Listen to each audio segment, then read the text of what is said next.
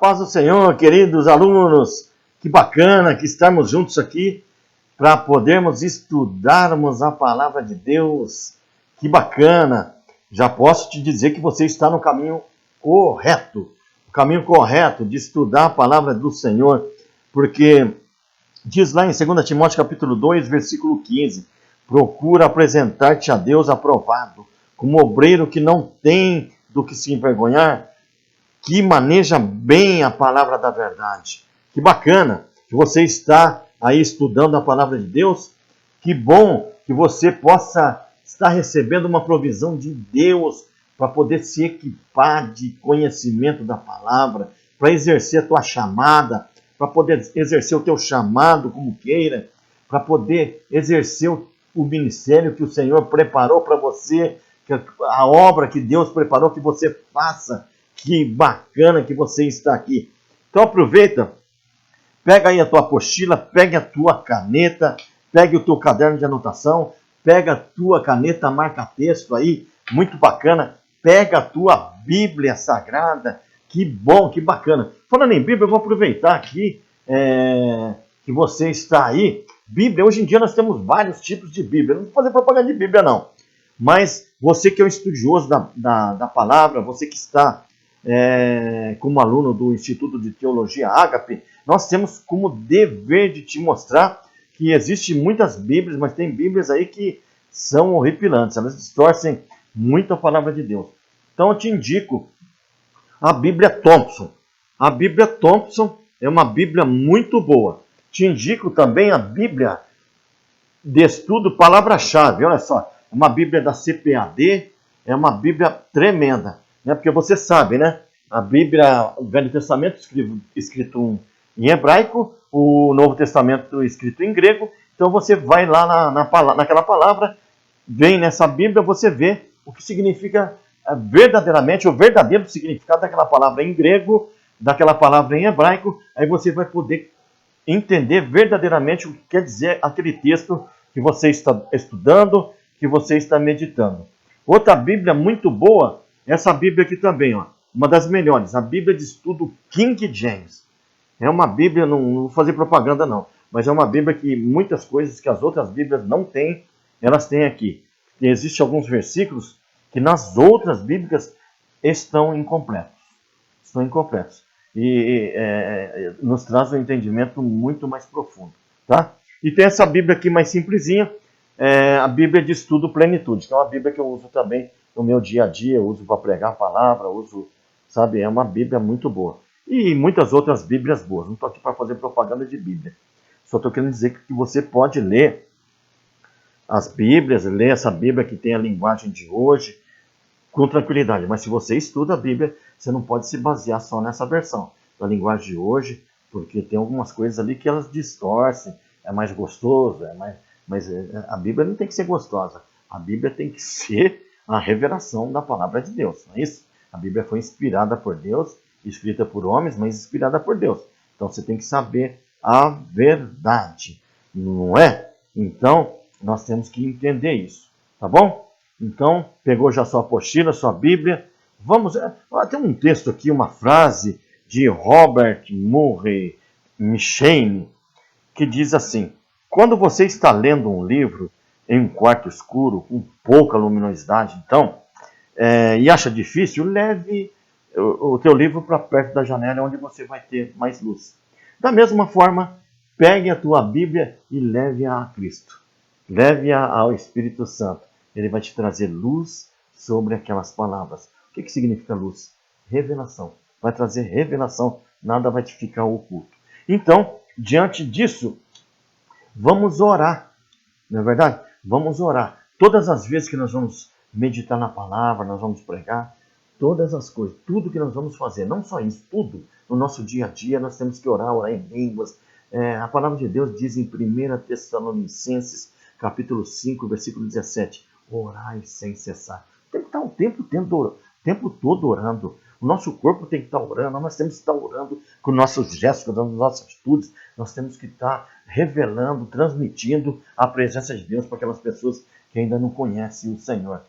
A palavra de Deus, olha, diz lá em Tiago, Tiago é o irmão de Jesus, esse Tiago que está aqui na Bíblia, é o Tiago que escreveu esse livro, é o Tiago, irmão de Jesus. Ele diz assim, no texto capítulo 4, versículo 2, nada tendes porque nada pedis. Então vamos pedir revelação do Espírito Santo para que ele possa nos revelar essa palavra, esse estudo dessa matéria que nós vamos estudar. Olha só, o salmista no capítulo 119, versículo 18 também, ele pede ali, ó, abre os meus olhos para que eu veja as maravilhas da tua lei. Nada mais é que ele está dizendo, Senhor, abre os meus olhos, revela para mim a tua santa palavra. Revela para mim, Pai, o oculto que está por detrás disso. Revela para mim, Pai. Revela para mim a tua palavra. Que lindo isso, né? Um texto bastante conhecido também, Jeremias 33, versículo 3, diz assim, ó, clame a mim. Deus está pedindo, ó, clame a mim e responder-te-ei e direi a você coisas grandiosas e insondáveis que você não conhece. Tá bom? Então vamos orar. Eu quero orar como Paulo orou para o pessoal de Éfeso, para a igreja de Éfeso, ali no capítulo 1, versículo 17. Olha que oração pequenininha e tão poderosa. Olha que lindo que é. Eu quero orar. Feche os teus olhos. Peço a Deus Pai Todo-Poderoso, Senhor de Jesus Cristo, o glorioso Pai, que dê a vocês e dê a mim também o espírito de sabedoria e revelação no pleno conhecimento da palavra da verdade. Amém? Que Deus nos abençoe e traga revelações para nós através dos ensinos que Ele vai ministrar através da minha vida para você aqui e agora. Amém? Porque eu sou apenas um instrumento de Deus. Quem vai ministrar é o Espírito Santo. Tá bom? Que bacana que você está aqui no ITA. Legal, você já teve a primeira matéria que estudou como estudar a Bíblia, não é verdade? Bibliologia. Você estudou essa matéria ali. Que bacana, não é verdade? Nós vamos começar a segunda matéria do primeiro ano. Segunda matéria é Doutrinas de Cristo. Tá bom? Uma matéria maravilhosa. Maravilhosa. Muito linda essa matéria.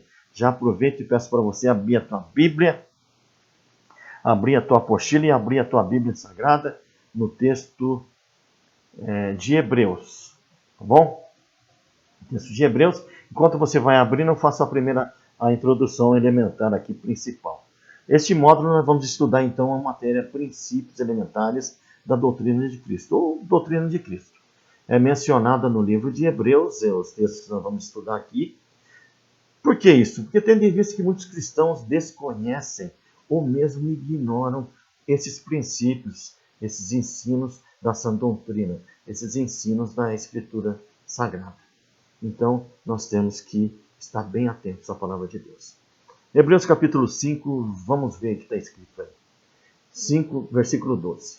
Pois, com efeito, quanto devíeis ser mestres, atendendo ao tempo decorrido, tendes novamente necessidade de alguém que vos ensine de novo.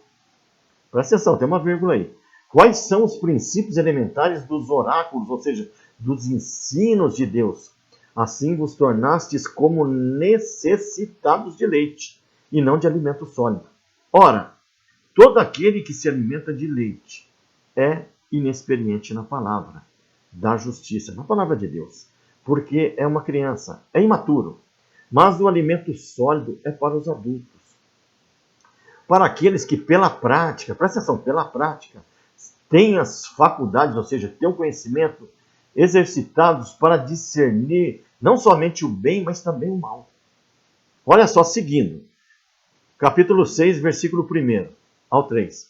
Por isso, pondo de parte os princípios elementares da doutrina de Cristo, deixemo-nos levar para o que é perfeito, não lançando, vírgula, de novo, vírgula, a base do arrependimento das obras mortas, da fé em Deus. Fé em quem? Fé em Deus, não é só da fé. Do ensino de batismo, da imposição de mãos, da ressurreição dos mortos, do juízo eterno. Isso faremos se Deus o permitir. Eu li essa versão, está na Bíblia Almeida, Revista e Atualizada. Observamos aí, no texto que lemos de Hebreus capítulo 6, versículo 1, que o autor, inspirado pelo Espírito Santo, nos aconselha a deixarmos à parte, não é para abandonar os rudimentos da doutrina de Cristo. No sentido que? No sentido de prosseguir para avançarmos à perfeição. Comenta que os cristãos hebreus não tinham progredido, não tinham crescido. O conceito aqui é de que o cristão, quem é? Eu e você, deve buscar um estado espiritual de maturidade. Isso é sempre, queridos. Em lugar de retroceder para os rudimentos, para os ensinos iniciais do cristianismo e da fé básica. Nos exorta, nos aconselha ao crescimento espiritual, através do conhecimento e prática da palavra. Não basta só conhecimento, nós temos que praticar. Aí me recordo de um texto que está lá em Tiago, capítulo 1, versículo 22. Tornai-vos, pois, praticantes da palavra. Perdão, vou repetir. Tornai-vos, pois, praticantes da palavra, e não somente ouvintes, enganando-vos a vós mesmos. O que Tiago, irmão de Jesus, está querendo dizer para nós aqui? O apóstolo Tiago. Irmãos, tem pessoas que vão na escola bíblica dominical. Tem pessoas que fazem cursos mais variados. Pessoas que estudam a palavra. Pessoas que vão até em cultos de ensino, cultos onde o Espírito Santo nos ensina, nos exorta, nos conduz, e as pessoas só ouvem, mas não praticam. Nós estamos enganando nós mesmos. A palavra de Deus não é só para conhecimento. A letra mata. O Espírito vivifica. O que quer dizer isso, querido? Nós temos que praticar a palavra de Deus. Não é só ouvir. Não é só conhecer a palavra. Conhecer a palavra para quê? Para ser um religioso? Para ser um gordo espiritual? Um obeso espiritual? Não, queridos. Deus nos capacita para buscarmos almas para Jesus. Deus está capacitando você, está me capacitando para podermos ter conhecimento da palavra, para poder buscar pessoas para o reino de Deus. Quem vai convencer é o Espírito Santo, não somos nós. João 16,8 diz que o Espírito é que convence do pecado, da justiça. É o Espírito que convence. Nós pregamos, nós falamos a palavra. E nós não conseguimos falar sem ter conhecimento. Porque quando nós temos conhecimento e vamos praticar e falamos, nós temos autoridade. Quando tem autoridade, o próprio Cristo está ali. O Espírito Santo está ali. Porque o nosso Deus é onipresente. Tá bom? Já começou a pregar, né? Não é para pregar. Vamos continuar aqui. Há um interessante texto que o apóstolo Paulo diz em 1 Coríntios, capítulo 3, versículos 1 e 2. Vamos ver. Abre aí a tua Bíblia.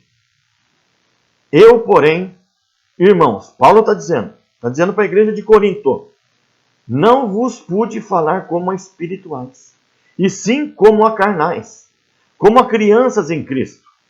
Leite vos dei a beber, não vos dei alimento sólido, porque ainda não vos podieis suportá-lo, nem ainda agora podeis, porque ainda sois carnais. O que Paulo está querendo dizer aqui? Ele estava dando alimento, ensinos para crianças, pessoas espiritualmente imaturas. Pois ainda não tinham condições de receber um alimento mais sólido, mais robusto, mais avançado. Paulo estava falando de pessoas que ainda não tinham alcançado a maturidade espiritual e eram como crianças na sua fé. Este ensino é de suma importância para nós que recebemos Jesus como único Senhor e Salvador. E desejamos e necessitamos adquirir uma maturidade espiritual. Ninguém está pronto ainda. Ninguém está pronto. Lembra, aquele pastor não está pronto ainda. Ele está amadurecendo, nós estamos constante amadurecimento. Está lá na carta de Efésios. Nós estamos em constante aperfeiçoamento. Constante aperfeiçoamento. Quando tiver a pessoa pronta aqui, o Senhor Jesus vai levar. O Senhor Jesus vai levar. Entendeu? Nós temos que amadurecer. Nós temos que crescer espiritualmente. Todos os dias. Nós temos que ser humildes. Nós temos que estudar. Nós temos que submeter. Nós temos que obedecer. Por isso nós estamos aqui estudando a palavra. Continuando. Todo cristão precisa ter sua fé fundamentada. Presta atenção nessa palavra. Fundamentada nos princípios elementares da doutrina de Cristo, para alcançar a maturidade. Tem que ter um fundamento, tem que ter uma base, um alicerce. Quando iniciamos a nossa caminhada cristã, na vida cristã, todos nós somos comparados pela palavra de Deus a crianças, que é chamado no grego teknon ou teknon. Teknon. Já ouviu falar? Aquela pessoa é teknon. Não é correto, porque tem a pessoa que fala assim já está criticando a outra, né? Mas a pessoa teknon, é uma pessoa que ainda necessita de alimento, ainda está crescendo. Até nos tornarmos filhos maduros, nós vamos tomando leitinho. Como as crianças. Você e eu já fomos crianças. Você deve ter filhos, não tem, você conhece, tem sobrinhos. Você já viu criança? Crianças, quando ela nasce, mamãe vai dando uma madeirinha na boquinha. Leitinho, leitinho do peito. Leitinho na mamadeira. Vai comendo papinha. Depois a mamãe vai fazendo comidinha amassadinha. Né? Vai cortando a carninha bem pequenininha. Até chegarmos a comer uma comida mais sólida. A gente vai crescendo. Não é? Assim somos nós espiritualmente também. Nós vamos comendo alimentozinhos, leitinho, até tornarmos adultos, maduros espirituais, que são chamados ruiós ou ruios. A pessoa é ruios, mas lembre-se, nós vamos estar sempre crescendo. Não tem ninguém pronto. Nós precisamos crescer todos os dias, amadurecer todos os dias. Nós temos lutas todos os dias. Existem filhos que são maduros, que têm aqueles picos de criancice, de teknon. Mas graças a Deus é breve e já volta ao amadurecimento. O Espírito Santo já dá aquela chacoalhada. Nós já voltamos, porque nós somos maduros. Amém, queridos? É conveniente, antes de nos aprofundar nessa matéria, ter um entendimento melhor do significado do que vem a ser um princípio bíblico. A palavra princípio significa origem, raiz, a causa, um rudimento, uma verdade absoluta. Verdade. Princípio é uma verdade absoluta, não é relativa. Enquanto que elementar refere-se ao que é básico, o que é muito importante, o que é fundamental. Lembra lá da fé fundamentada? Tem que estar fundamentada numa verdade absoluta. A palavra doutrina significa conjunto coerente de ideias fundamentais a serem transmitidas e ensinadas. Então compreendemos que a doutrina de Cristo trata-se de tudo. Trata-se do quê? Repete comigo. Tudo. Tudo é tudo. Tudo o que as Escrituras sagradas nos ensinam. Tudo. Sobre fé e prática. Lembra lá que Tiago falou para nós não enganar nós mesmos, não é ser só ouvinte. Nós temos que ouvir. A fé vem pelo ouvir. E ouvir a palavra de Deus. Nós ouvimos e temos que praticar. Nós vamos chegar nessa parte ainda depois, das obras. Nós temos que ter fé, ter conhecimento e praticar os ensinos bíblicos. Tá bom? Assim entendemos que abordaremos nestas aulas. Eu creio que você está entendendo. Que abordaremos nessas nossas aulas sobre as verdades absolutas, básicas, fundamentais, muito importantes, de princípios de fé e de práticas ensinadas pela palavra de Deus. Para que possamos, dessa forma, amadurecermos espiritualmente e pararmos de tomar leitinho. Passemos a ser nutridos através de uma palavra, de um alimento espiritual mais sólido. Deus quer que Ele quer te usar. Mas Ele quer te prover antes. Por isso você está aqui. Sabe por que você está fazendo esse curso? Sabe por que você está fazendo essa aula? Não é porque você quer. É porque o Espírito Santo, Deus te trouxe a estudar a palavra. É por isso que você está aí sentado. Por isso que você está aí ouvindo esta palavra. Porque não é o professor Luiz que está falando. É o próprio Espírito Santo que está falando com você e comigo também. Porque eu também estou aprendendo. Tá bom? É possível, então, voltando ao que nós estamos estudando, ao texto de Hebreus, possível, então, identificar nos versículos de Hebreus capítulo 6, versículos 1 a 3, rudimentos, ou seja, doutrinas elementares intrínsecas no Evangelho, ou seja, na palavra de Jesus, conforme segue.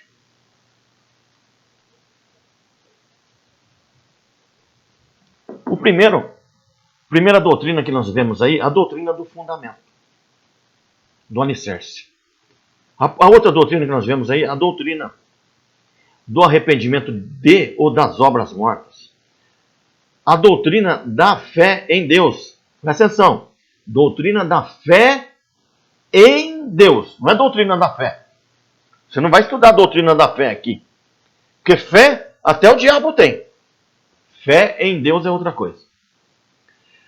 A quarta doutrina que vamos estudar é a doutrina do ensino dos batismos. Existem vários tipos de batismo. É um só batismo. No batismo nós vamos explicar isso. Mas dentro do batismo existem outros batismos dentro dele. Podemos dizer assim, existem outros batismos dentro do batismo. Você vai entender depois. A doutrina da imposição das mãos. Tremendo, tem gente que não sabe isso. Qualquer pessoa põe a mão na tua cabeça, você vai pôr na mão em qualquer um. Gente, não é. Existe um ensino, existe um princípio bíblico. Existe um porquê disso. Não pode ser de qualquer jeito. Por isso nós vamos estudar isso. A doutrina da ressurreição dos mortos. Por que isso? A doutrina do juízo eterno. Para que estudar isso? Para quê? Para nos trazer esperança, queridos. Esse mundo não é do jeito que está aí, não. Esse mundo está, mas para nós é outra coisa. Nós temos que ter esperança no Senhor. O Senhor tem o controle de todas as coisas. Você vai estudar aqui no ITA também sobre o livro de Apocalipse. O livro de Apocalipse, lá no versículo... Não vou falar. Fala, né?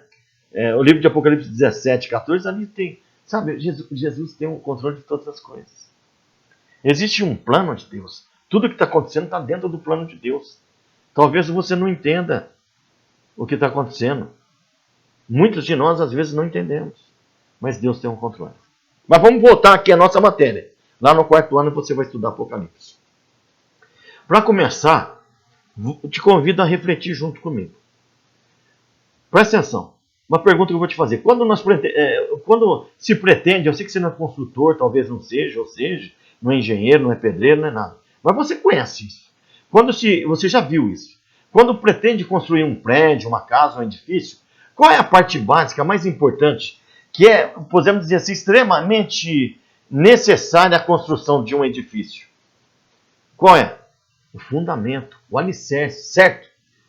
Nós não começamos a construir uma casa, um edifício pelo telhado. Já viu isso? Não tem, não existe. É o fundamento do edifício que lhe dá a estabilidade, que dá segurança.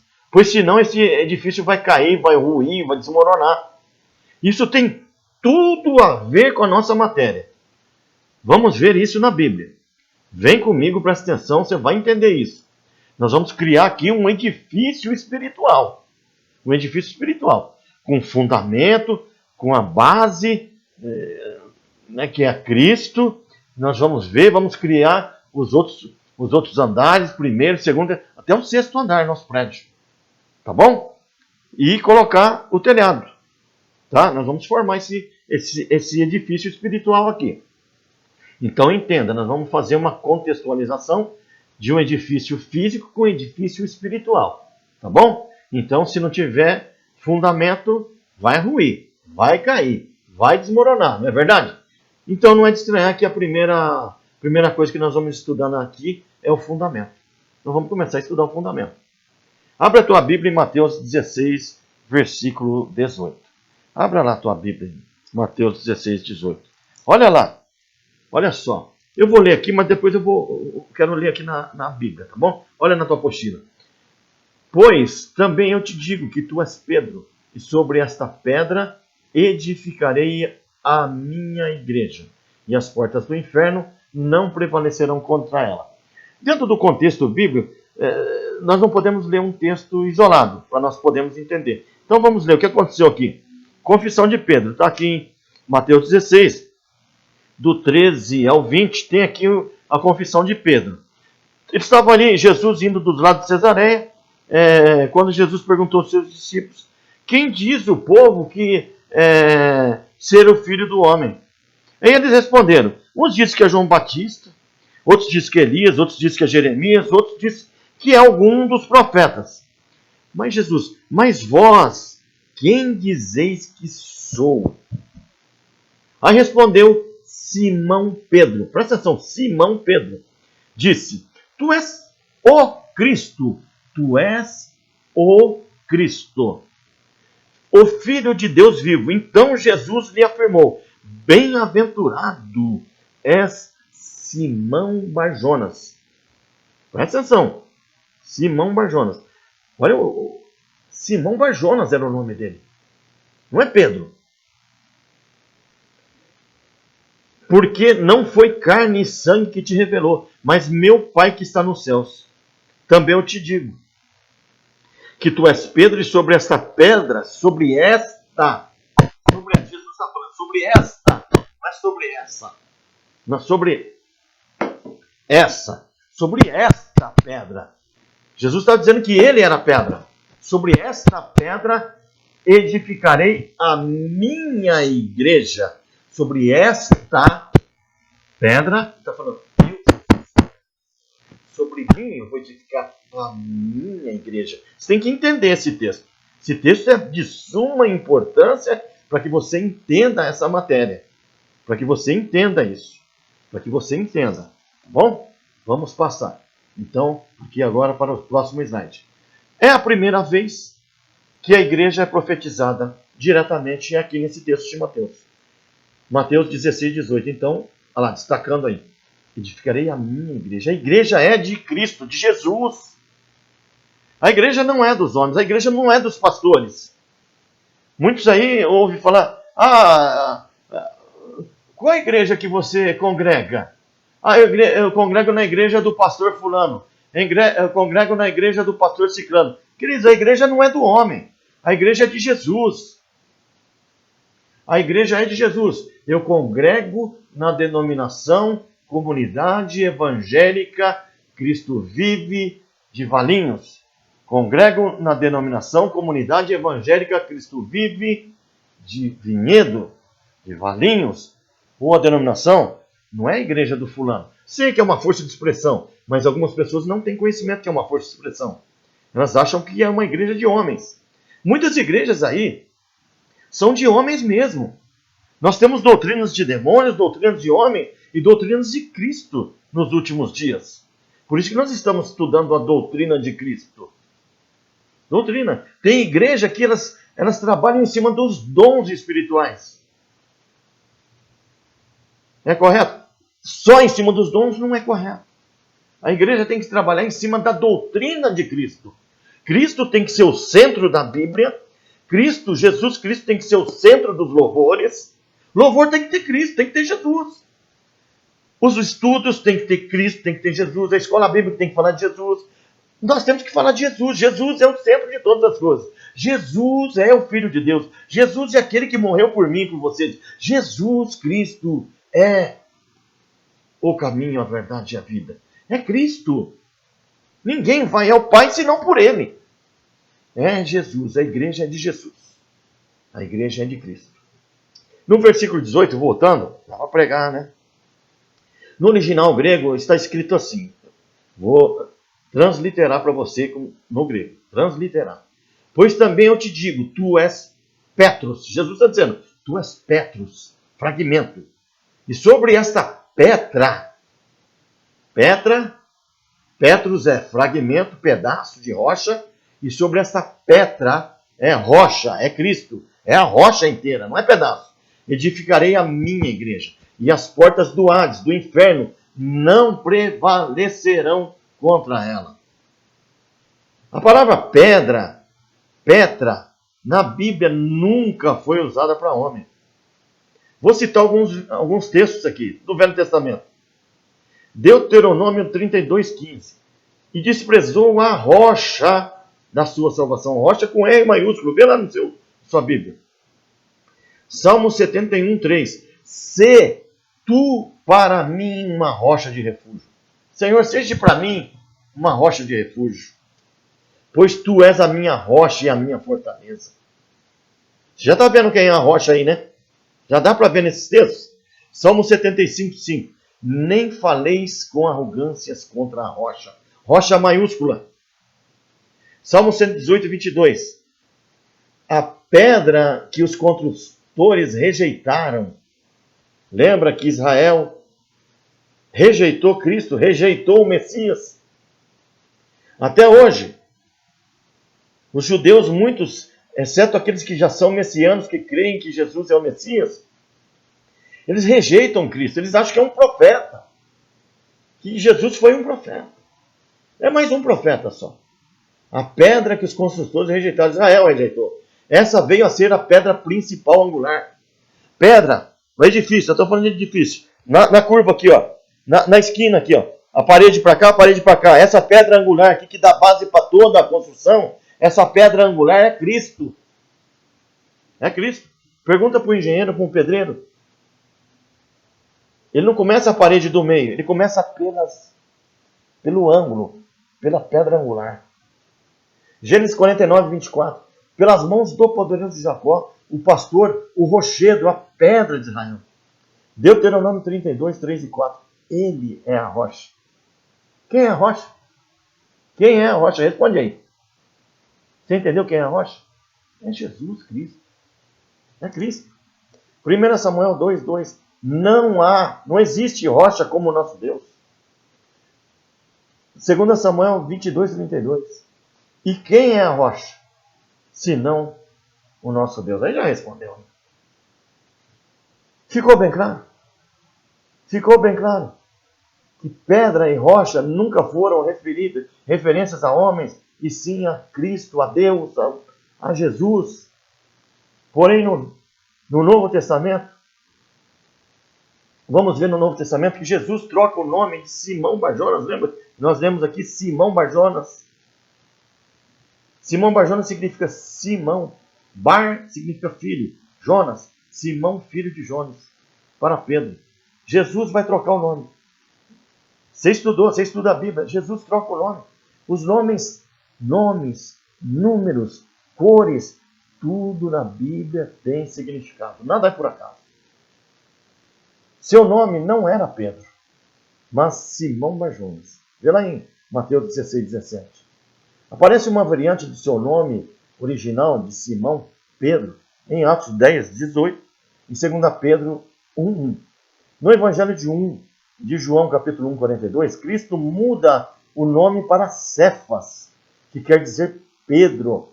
Em João 1:42, Evangelho de João 1:42, Jesus Cristo muda o nome para Cefas, que quer dizer Pedro. Ali ele mudou para Pedro, que significa uma pedra em aramaico. Este nome foi traduzido para o grego. Lembra, a Bíblia foi escrita em grego?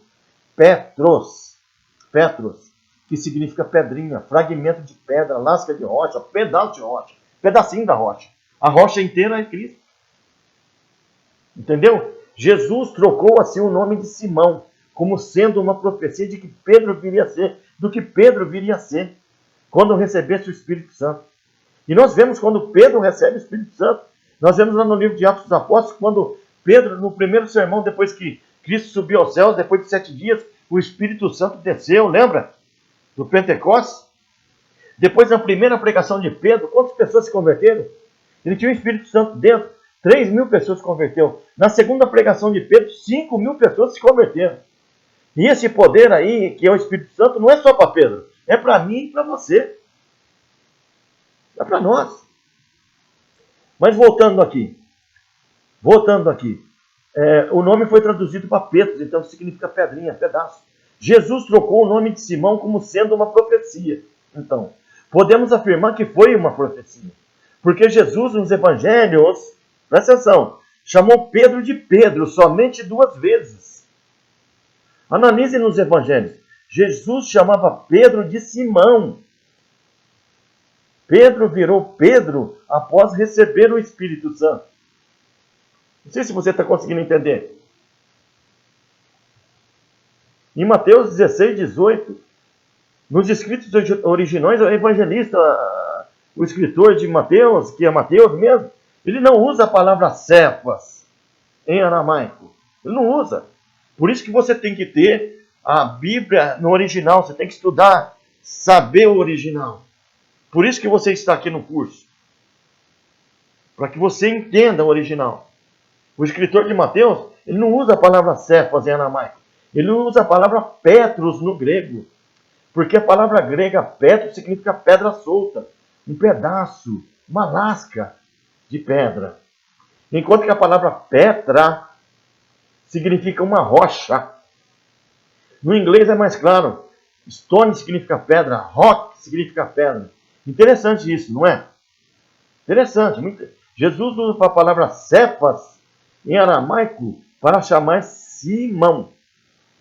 E em Mateus, no texto de Mateus, Jesus usa a palavra grega Petros. Tu és Petros, pedaço de pedra. E sobre essa pedra, sobre mim, sobre a rocha que sou eu, edificarei a minha igreja. Caiu aqui o microfone. Sobre esta pedra, Petra, edificarei a minha igreja. A minha igreja, a igreja de Jesus. Amém? Está entendendo? Vamos prosseguir. Vejamos outros textos. Agora que entendemos que o apóstolo Paulo nos diz. 1 Coríntios, capítulo 3, versículo 9 e 10. Vamos atentar ao que o apóstolo Paulo nos diz nesse texto de 1 Coríntios 3, versículos 9 e 10. Porque somos cooperadores de Deus. Presta atenção. Lembra? Vós sois lavoura de Deus e edifício de Deus. Nós somos edifício de Deus. Olha lá. Segundo a graça de Deus que me foi dada. Pus eu como sábio arquiteto o fundamento. Olha o fundamento aqui. E outro edifica sobre ele. Mas veja cada um como edifica sobre ele. Olha que texto lindo. Aqui fala de edifício. Fala de lavoura de Deus, mas fala de edifício. Vamos ficar com a parte de edifício? Porque nós vamos construir juntos um edifício espiritual. Então, o edifício fala de fundamento, fala de construtor, fala de sábio arquiteto. Diz que somos cooperadores. Pois a igreja é de Deus. A igreja é dele. Nós somos cooperadores. A igreja é do Senhor, lembra? E nos exorta ao temor. Olha como ele termina o versículo. Veja como cada um edifica sobre ele. Como eu estamos edificando a igreja do Senhor. A igreja é dele. Como que nós estamos fazendo? 2 Coríntios capítulo 6, versículos 16 diz: E que consenso tem o templo de Deus com os ídolos? Porque vós sois o templo do Deus vivente. Como Deus disse, neles habitarei e entre eles andarei e eu serei o seu Deus e eles serão o meu povo. Diz que somos templos, povos e santuários de Deus. Olha só o que esse texto diz. 1 Timóteo capítulo 3, versículo 15. Mas, se tardar, para que saibais como convém andar na casa de Deus, que é a igreja de Deus vivo, a coluna e firmeza da verdade. Hebreus 3,6 diz: Mas Cristo, como filho, sobre a sua própria casa, a qual somos nós. Nós somos a casa de Deus. Nós somos o edifício de Deus. Se tão somente conservarmos firmes a confiança e a glória da esperança até o fim. A igreja é uma casa, que somos nós, que pertence a Deus. Está entendendo? O apóstolo Pedro, esse texto é de suma importância para o nosso estudo.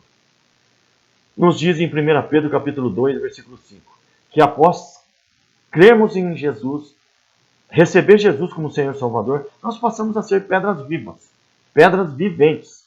Então somos as pedras que formam esse edifício. Vamos ler o texto. Vós também, como pedras vivas, sois edificados casa espiritual e sacerdócio santo, para oferecer sacrifícios espirituais agradáveis a Deus por Jesus Cristo. Por isso também a Escritura se contém. Eis que ponho em Sião, olha lá, a pedra principal de esquina, eleita e preciosa, e quem nela crer não será confundido. E assim para vós, os que credes, é preciosa, mas para os rebeldes, a pedra que os edificadores reprovaram. Essa foi a principal da esquina, e uma pedra de tropeço, a rocha de escândalo, para aqueles que tropeçam na palavra, sendo desobedientes, para o que também foram destinados.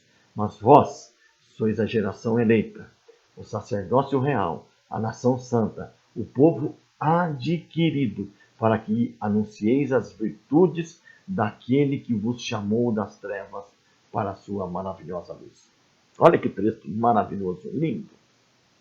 Ao receber, aceitar Jesus, passamos então a ser pedras vivas, pedras viventes. A igreja de Cristo é formada, edificada por pedras vivas. Pedras vivas são pessoas. Sendo assim, nós dependemos da graça de Deus. Pois pessoas são complicadas, não é verdade? Dão trabalho, precisam ser lapidadas. Já que a igreja é formada por pedras vivas, vamos iniciar o nosso edifício. Edifício construído por pessoas, por doutrinas, por ensinos, por bases, por fundamentos. Está entendendo? Então, o evangelista ele vai buscar as pedras. Elas vêm toda machucada, tudo cheio de fiapinho. As ovelhas vêm todas cheias de carrapicho, cheias de machucado. Então nós temos que cuidar, lapidar dessas pessoas. Nós não podemos desistir das pessoas. Assim como nunca desistiram de você, nós não podemos desistir das pessoas. Vamos formar a igreja do Senhor. Vamos então entrar agora no fundamento.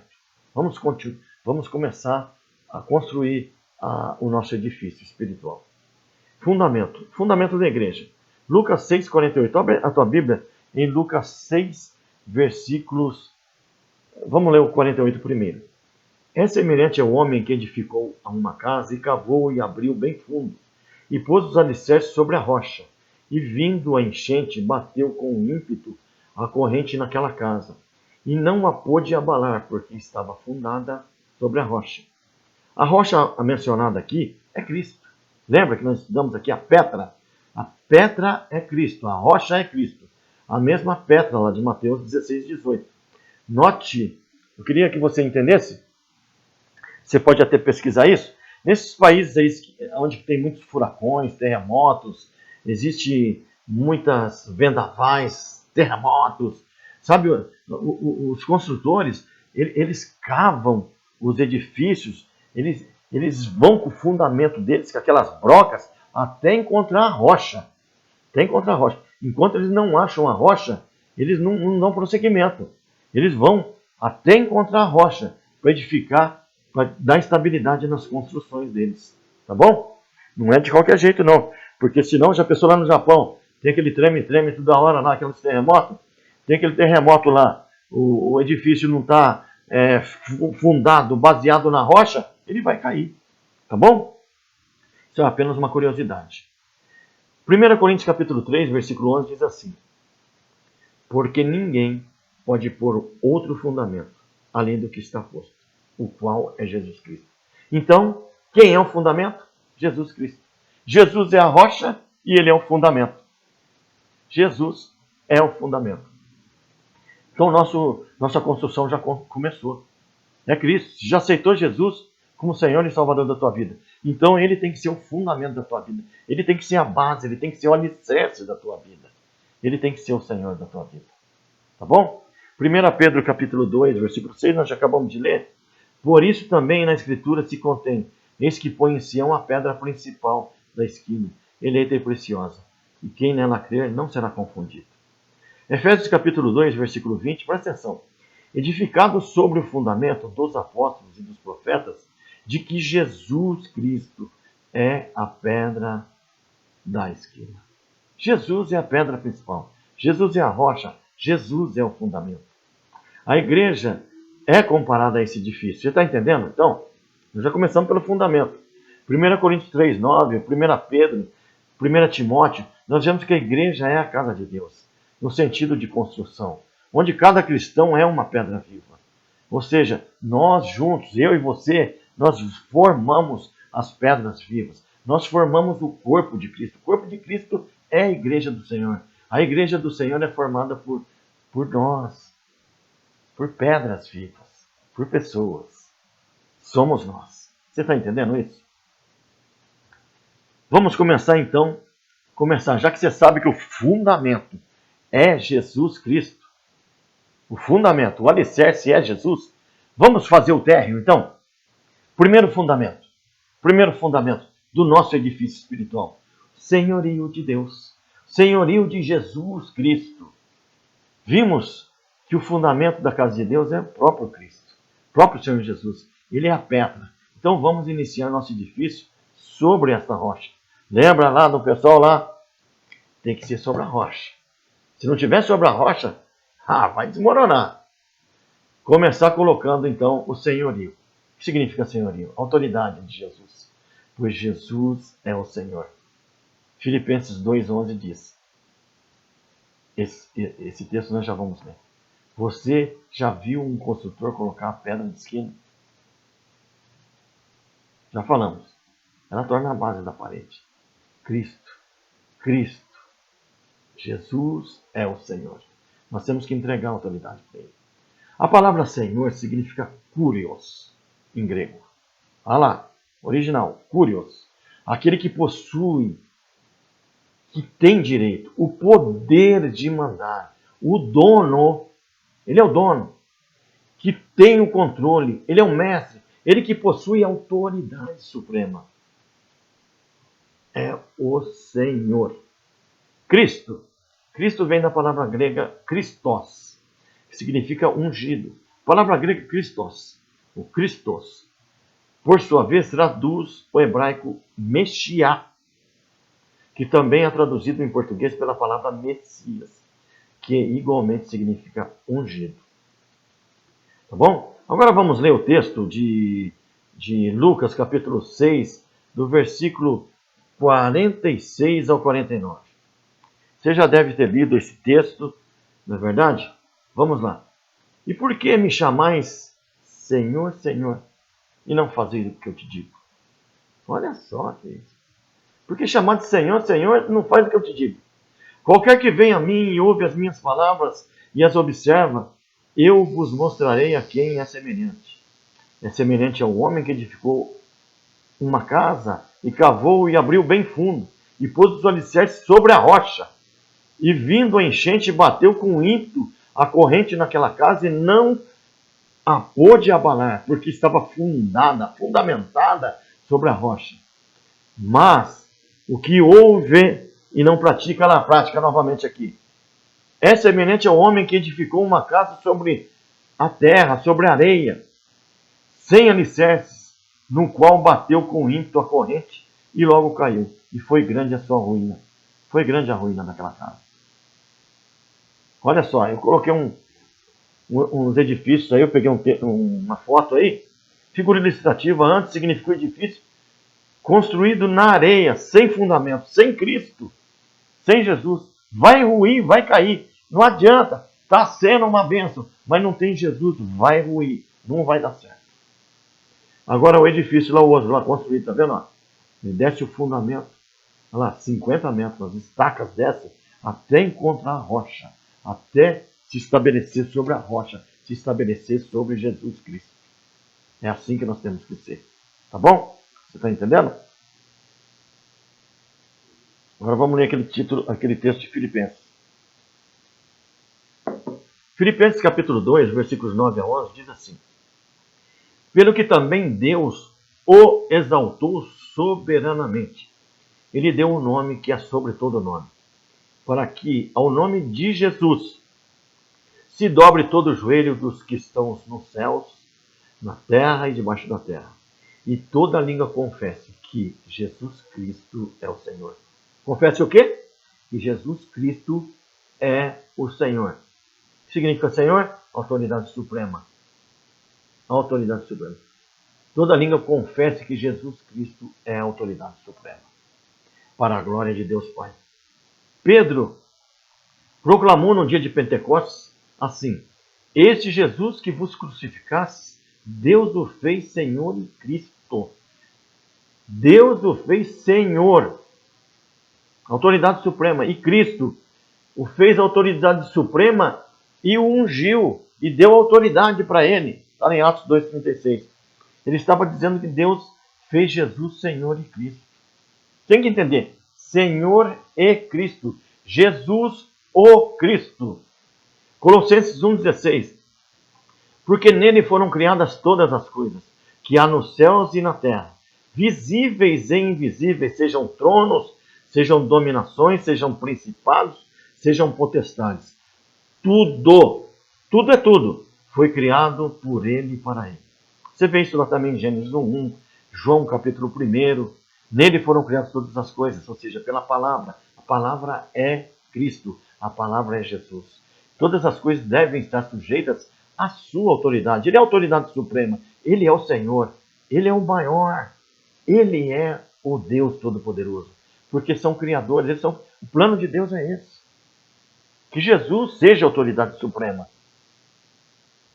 Efésios capítulo 1, versículos 9 e 10, diz assim: desvendando-nos o mistério da vontade, aquilo que estava oculto, segundo o seu beneplácito. Tem muita gente que não sabe o que é beneplácito, então coloquei aí, segundo o seu consentimento, segundo a sua permissão, que propusera em Cristo, de fazer convergir nele, vem tudo em Cristo, na dispensação, seja no tempo da plenitude dos tempos, no final dos tempos, todas as coisas, tanto as do céu como as da terra, tudo vai convergir em Cristo. Por isso que eu falei para você, o centro de todas as coisas tem que ser Cristo. Centro da pregação, centro do louvor, o centro é Jesus, é o Filho de Deus.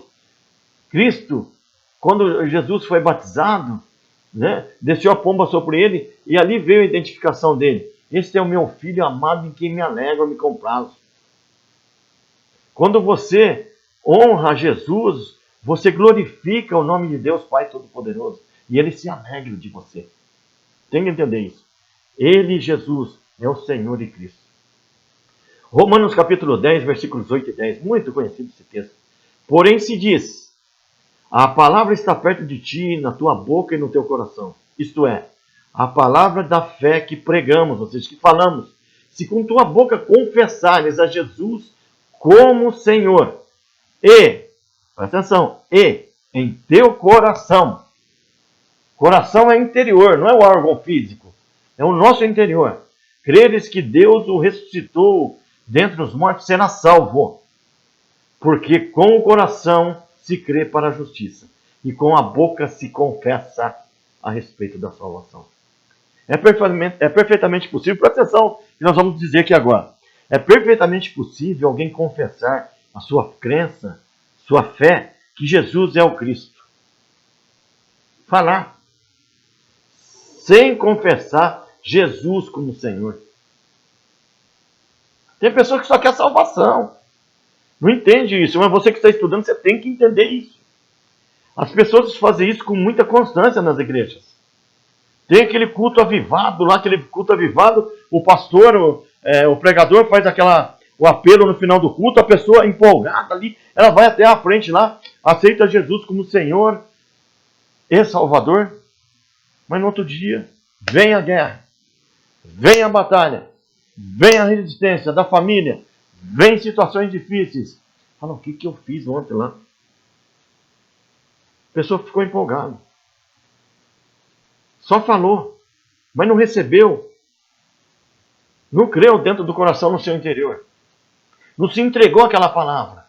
Por isso que nós precisamos.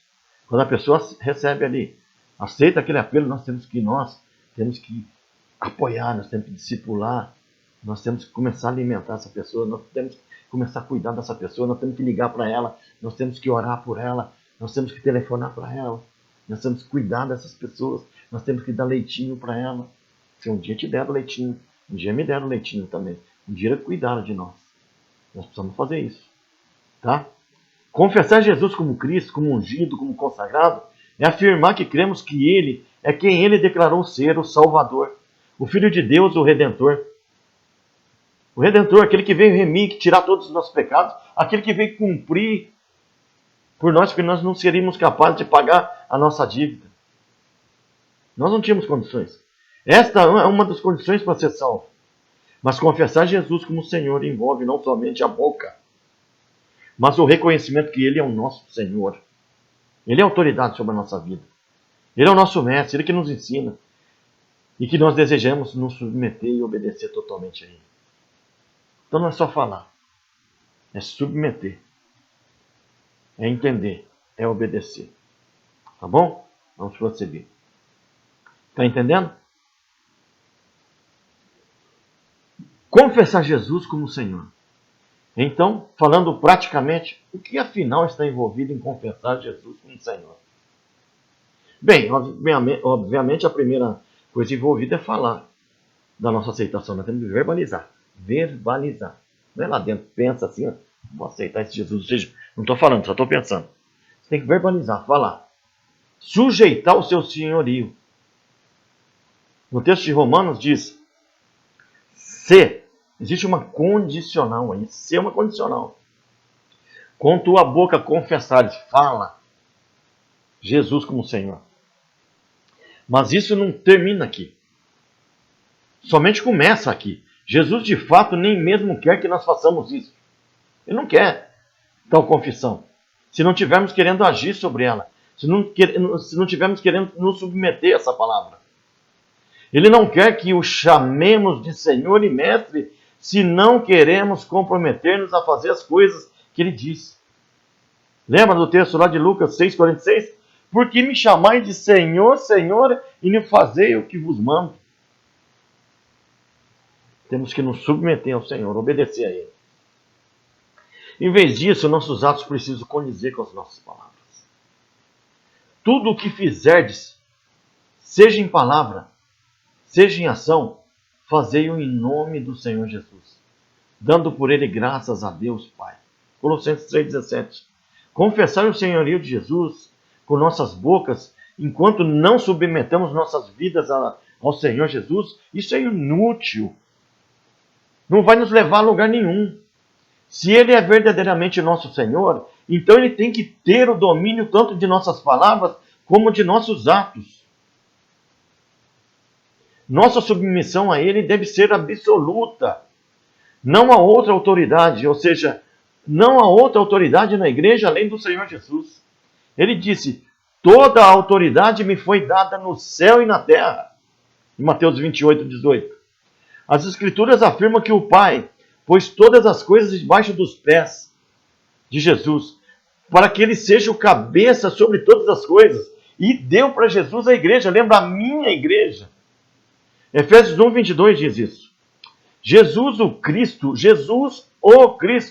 o ungido, o Salvador, tem que ser o Senhor de nossas vidas. E não somente... Ele tem que ser o Senhor, ele não tem que ser somente o Salvador, temos que nos submeter totalmente ao nosso Senhor. Você entendeu isso? Voltando ali. Então, de nada adianta você confessar Jesus se você não se submeter ao Senhor. Se Ele não for autoridade sobre a sua vida. Se você não entregar Jesus todas as áreas da sua vida. Não, eu entrego o meu casamento, mas eu não entrego as minhas finanças. As minhas finanças domino eu. Aquela situação domino eu. Não, nós temos que entregar a autoridade suprema, todas as coisas ao Senhor Jesus. É difícil? É difícil. Nós precisamos pedir ajuda. Por isso existem os pastores, existem os tutores, existem os líderes da igreja. Por isso que existe. Está lá em Efésios capítulo 4. Deus colocou uns para pastores, outros para mestres, outros para evangelistas. Sabe? Existem ali os ministérios. Não é? Profetas. Os pastores são pessoas para nos auxiliar dentro dessa caminhada cristã. Amém? Que você entenda então, o fundamento, até agora nós estamos construindo o nosso edifício. O fundamento qual é? Jesus. O fundamento, o alicerce, a rocha é Jesus. Tem que estar estabelecido o nosso edifício. A igreja que somos nós, no edifício, está edificado sobre a rocha, sobre o Senhor Jesus. Jesus tem que ser o Senhor da nossa vida. Só assim ele vai ser o Salvador da nossa vida. Aí vamos começar a criar agora vamos entrar no nosso primeiro andar do nosso edifício, na unidade 2. Vamos falar da doutrina do arrependimento de obras mortas.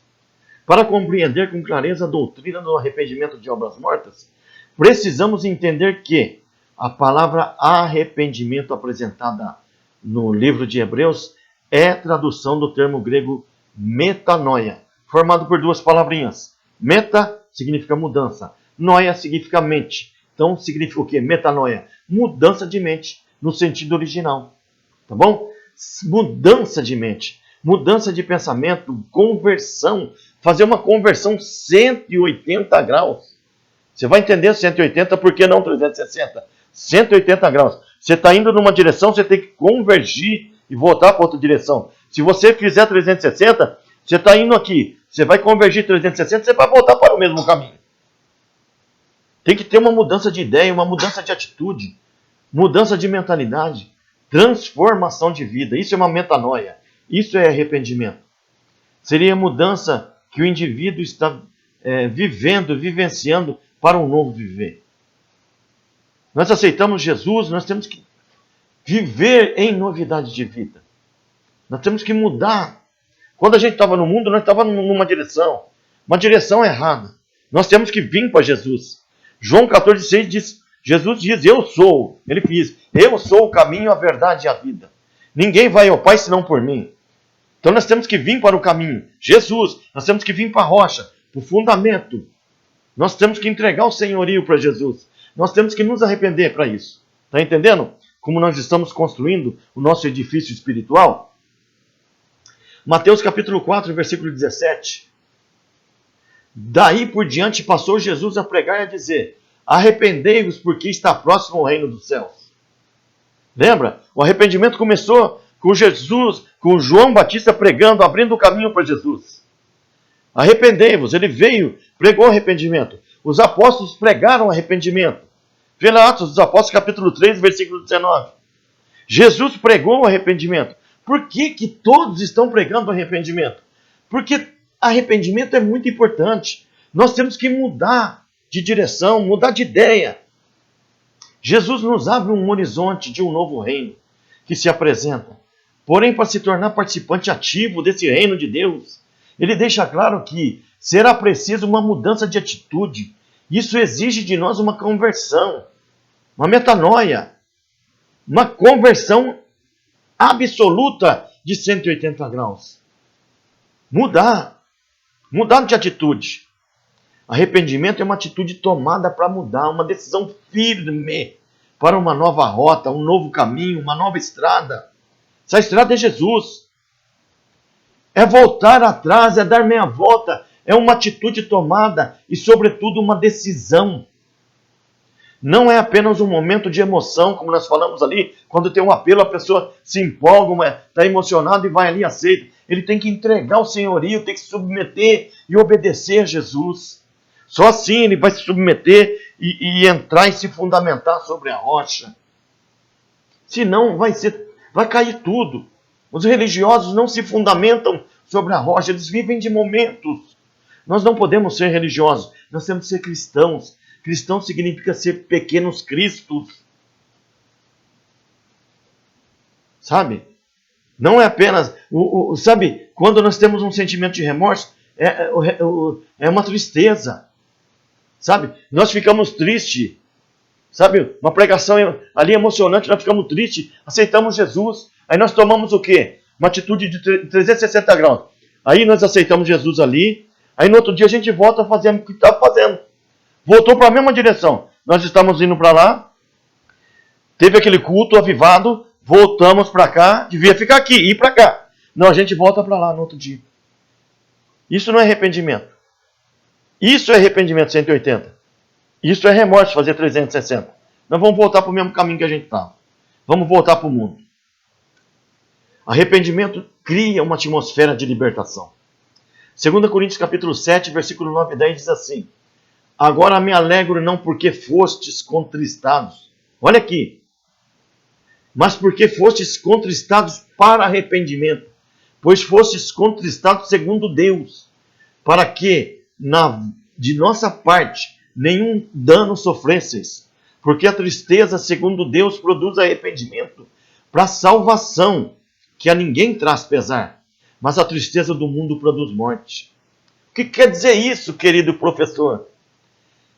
Paulo, inspirado pelo Espírito Santo, nos ensina que a tristeza deve produzir arrependimento para salvação, para a vida. Cristo não veio para nos dar vida e vida em abundante, e o inimigo veio para roubar, matar, roubar e destruir. Remorso traz morte. Arrependimento verdadeiro, metanoia, traz vida. Não há tristeza pela culpa do pecado, nem por ser pego pecando, mas uma tristeza que gera mudança de atitude, decisão que faz mudar de direção, que produz vida. Enquanto o remorso, repetindo, tem que ficar claro isso. Remorso é a tristeza que pode até gerar um choro, um quebrantamento ali, naquele momento. Envolver uma emoção, mas não gera uma decisão verdadeira, absoluta. Gera uma decisão relativa, de momento, momentânea.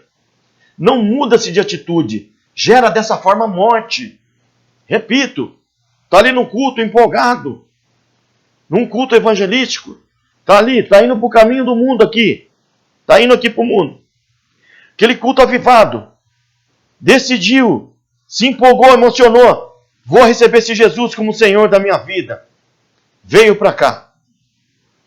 Recebeu como Salvador, mas não recebeu como Senhor. Aqui é a metanoia, viu? 180 graus. Ele deve seguir para cá agora para a vida. Novidade de vida. Mas não, no outro dia vem as lutas, vem as guerras, que vem para todos nós. Essa pessoa resolve, volta para cá. Uma decisão relativa, porque se é absoluta, ela continua para lá. Relativa, aí ela volta para cá, deu 360 graus. Ela vai para lá, houve aqui um remorso, uma emoção momentânea. Voltou para o mesmo caminho. É um remorso. Nós temos que nos arrepender. Arrepender, mudar de vida. Tomar outro caminho. Arrependimento gera vida. Mateus 27, 3 e 4 diz assim. Olha esse texto. Quando Judas, que havia traído, viu que Jesus fora condenado, foi tomado de remorso. Tem algumas Bíblias que diz que foi tomado de arrependimento. Por isso que você tem que procurar uma Bíblia que está mais próximo do original. A palavra correta ali é remorso. E devolveu aos chefes dos sacerdotes, aos líderes religiosos, as 30 moedas de prata. Ele vendeu Jesus por 30 moedas de prata. E disse, pequei, pois traí sangue inocente. E os líderes falaram, retrucaram para ele, que nós importa, que nós temos com isso. Responsabilidade é sua. Então Judas jogou o dinheiro ali dentro do templo, jogou no chão ali, saindo e foi enforcar-se. Gerou ali com remorso. O remorso gerou morte. Se fosse um arrependimento, Judas poderia ter traído Jesus. Mas ele poderia ter se arrependido e chego para Jesus. O plano de Deus ia se cumprir. Ia se cumprir, porque o plano de Deus se cumpre. Nós queremos ou não. Mas se ele se arrependerem-se, Senhor, eu te traí, está vindo soldados aí, eu me arrependo, Senhor. Ele ia ser salvo. Eu não tenho dúvida disso. Jesus ia ser pego, ia acontecer tudo a mesma coisa. Mas Judas, a história de Judas poderia ser diferente. Mas Judas não se arrependeu. Judas deixou que levasse Jesus. Ele só deu um beijo, deu um ósculo santo em Cristo, mas não, ele teve a oportunidade de se arrepender. E Cristo nos dá todos os dias a oportunidade de arrependimento, de mudar de direção. Verdadeiramente e absolutamente mudar de direção, mudar de ideia. O Espírito Santo está sempre falando conosco. Nós temos que estar atentos à voz do Espírito Santo. 1 João capítulo 1, versículo 9 diz assim, se confessarmos os nossos pecados, Ele é fiel e justo para nos perdoar os pecados e nos purificar de toda injustiça. Se Judas tivesse confessado ali, ele seria perdoado. Se eu e você confessarmos, nós seremos perdoados. O pecado, a Bíblia diz que o pecado sabe, de blasfêmia contra o Espírito Santo. Esse não tem perdão. E também o pecado confessado. Pecado confessado tem perdão. Cristo sabe, mas você tem que pedir perdão. Pecado é a palavra amartia. É errar o alvo. É toda violação, desobediência ou rebelião contra a palavra de Deus. É não obedecer a Deus. É pecado. Pecado é poder fazer o bem e não fazer. Isso é pecado. Obras mortas. Vamos falar de obras mortas então. Nós estamos estudando a doutrina do arrependimento de obras mortas. Obras mortas. Nós já vimos que é arrependimento, que é uma metanoia, mudança de direção. Mas o que é uma obra morta? Obra é a tradução da palavra, do termo grego ergon. Significa ato, ação, algo feito, aquilo com que alguém está ocupado. É uma ação. Morta é a tradução do termo grego necron. Lembra? Necrotério, necrópsia.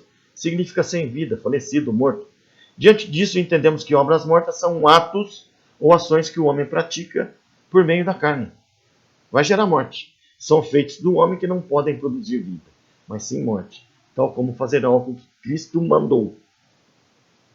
Mas você espera uma recompensa. Você vai entender isso. Cristo mandou, faça. Não fique esperando a recompensa. Só obedeça. Exemplos de Mateus. Esses textos de Mateus 25, 31 ao 46, das ovelhas e dos bodes. Vou ler rapidamente aqui. É o grande julgamento. Tá? É o julgamento das nações. Mas lá no livro do Apocalipse você vai entender mais profundamente. Aqui eu vou ler rapidinho esse texto para nós entendermos. Quando vier o Filho do Homem, na sua majestade, e todos os anjos com ele, então se assentará no trono da sua glória, e todas as nações serão reunidas em sua presença, e ele separará uns dos outros como o pastor separa os cabritos das ovelhas, os bodes das ovelhas, e porá as ovelhas à sua direita, e os bodes ou os cabritos à sua esquerda. Então dirá o rei aos que estiverem à sua direita: Vinde, benditos do meu Pai, entrai na posse do reino que vos está preparado desde a fundação do mundo. Porque tive fome e me deste de comer, tive sede e me deste de beber, era forasteiro e me hospedastes, estava nu e me vestistes, enfermo e me visitastes, preso e foste ver-me. Então perguntaram os justos: Senhor, quando foi que vimos com fome e te demos de comer, com sede te demos de beber, e quando vimos forasteiro e hospedamos? Quando nu te vestimos e quando te vimos enfermo? E assim por diante. Tá? O texto você vai ler aí depois. Aí Jesus diz assim: sempre que o fizestes a um dos meus pequeninos, irmãos, fizestes a mim. Então quando nós fazemos o bem, isso é uma obra de fé. Mas quer ver uma obra morta? Então o rei também, aos que estiverem à sua esquerda: apartai-vos de mim. Olha só. Malditos para o fogo eterno preparado para o dia de seus anjos. Porque tive fome e não me deste de comer, tive sede, não me deste de comer, tive preso e não fosse me visitar, tive enfermo. Tudo eles não fizeram, sabe? Aí eles perguntam também para o Senhor: mas como? Quando que nós não fizemos isso? Quando vocês não fizeram com os meus pequeninos. Quando você não fez para aquela pessoa, para aquele mendigo que estava sentado na calçada, para aquela pessoa mal cheirosa que veio te pedir, sabe, um pedaço de pão, veio te pedir uma esmola, sabe, para essas pessoas. Quando nós não fazemos isso, sabe, é uma obra ruim, tá bom? Isso é uma obra ruim. A obra de fé é quando nós fazemos o bem, quando nós alimentamos pessoas que precisam de alimentos. Você entendeu esse texto? Mateus 19. Mateus 19 também tem aí o jovem rico. O jovem rico. Do 16 ao 30, vamos ler aqui. Do 16 ao 30. E eis que alguém, aproximando-se, perguntou: Mestre, que farei eu de bom para alcançar a vida eterna? Respondeu Jesus: Por que me perguntas acerca do que é bom? Bom só existe um. Se queres, porém, entrar na vida, guarda os mandamentos. E ele lhe perguntou: Quais? Respondeu Jesus: Não matarás, não adulterarás e assim por diante, tá? E aí, esse rapaz respondeu assim, o jovem: Tudo tenho observado. Que me falta ainda? Disse Jesus: Se queres ser perfeito, vai e vende tudo que tens e dá aos pobres. Esse rapaz simplesmente foi embora. Sabe? O amor dele estava no dinheiro. O amor no dinheiro. Sabe? Se ele tivesse ali doado tudo e obedecido, ele ia ser, continua lendo depois até o versículo 30, ele receberia muitas vezes mais. Outras versões dizem que ele receberia 100 vezes mais. Sabe? Deus vê o coração. Quando você dá, dá com alegria. Sabe? Quando você não dá, o Senhor está te vendo também. Tá bom? Deus vê o nosso coração. Tá? Nós vemos aí o texto também de Lucas 18, de 9 a 14. Vamos ler esse texto. Lucas 18, de 9 a 14, diz assim: Fariseu e publicano. Propôs também esta parábola a alguns que confiavam, presta atenção, confiavam em si mesmos, por se considerarem justos, e desprezavam os outros. 2 homens subiram ao templo com o propósito, presta atenção, se você já não viu isso, de orar, um fariseu e outro publicano. O fariseu, posto em pé, orava para si mesmo, dessa forma, falando alto, sabe? Ó Deus, graças te dou, porque eu não sou como os demais homens, roubadores, injustos e adúlteros, nem ainda como este publicano. Já começou a gozar também. Jejuo 2 vezes por semana e dou o dízimo de tudo quanto ganho. O publicano, olha só o 13. O publicano estando de pé, longe, não ousava nem ainda levantar os olhos ao céu, mas batia no peito, dizendo: Ó Deus, se propício a mim, pecador. Digo-vos que este desceu justificado para a sua casa e não aquele. Porque todo que se exalta será humilhado, mas que se humilha será exaltado. Querido, você viu aí? O fariseu, sabe aquelas pessoas que querem aparecer? Isso é uma obra morta. Mas o publicano, sabe, humilhando, sozinho, humilde ali, faça as escondidas. Que a mão direita dá, a esquerda não sabe o que é isso, e vice-versa. Faça obras verdadeiras para o Senhor, sabe? Obra de fé, aquela que você faz com o teu coração, sem querer nada em troca, sem querer galardão, sem querer aparecer, sabe? Pessoa que ora, mas ora mesmo, não aquela pessoa que só quer aparecer. Olha o outro texto aqui, João capítulo 5, versículos 39 e 40, diz assim a palavra, olha só. Examinais as escrituras porque julgais ter nelas vida eterna, e são elas mesmas que testificam de mim. Contudo, não quereis vir a mim para terdes vida. Olha só, queridos. Sabe o que é isso? É obra morta você pôr a tua fé na escritura, sem pôr a tua fé em Cristo. É obra morta. A obra de fé é crer em Jesus. A palavra é Cristo. Mas tem gente que olha só as escrituras, só a letra. Só a letra, para ser mais claro.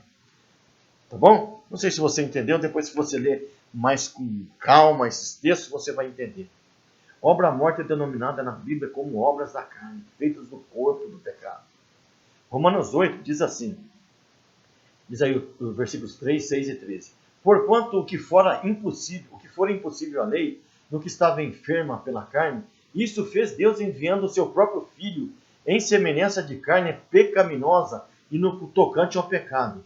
E com efeito condenou Deus na carne o pecado, porque a inclinação da carne dá para a morte, mas a do Espírito para a vida e paz. Porque se viverdes segundo a carne, caminhais para a morte, mas se pelo Espírito mortificardes os feitos do corpo, certamente vivereis.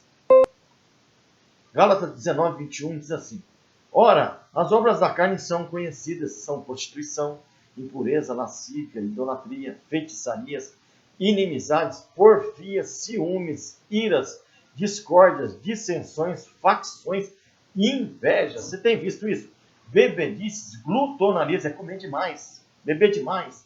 Coisa semelhante a essa, a respeito das quais eu vos declaro, como já outrora vos já preveni, que não herdarão o reino de Deus os que tais coisas já praticam.